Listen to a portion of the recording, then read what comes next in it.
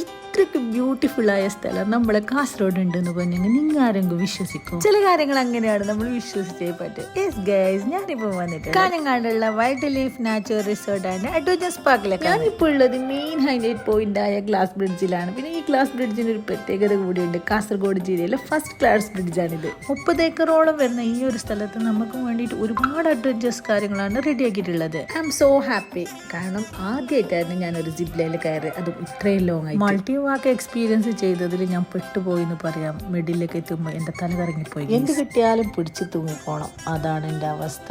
Balance ഒന്നും കിട്ടുന്നില്ല, എന്നാലും നമുക്ക് കഴിയുന്ന പോലെ കയറുന്നുണ്ട്. പിന്നെ വലിയ ജിപ്പ് ലൈൻ വേണ്ടാത്തവർക്ക് ചെറുത്തുണ്ടാവാം.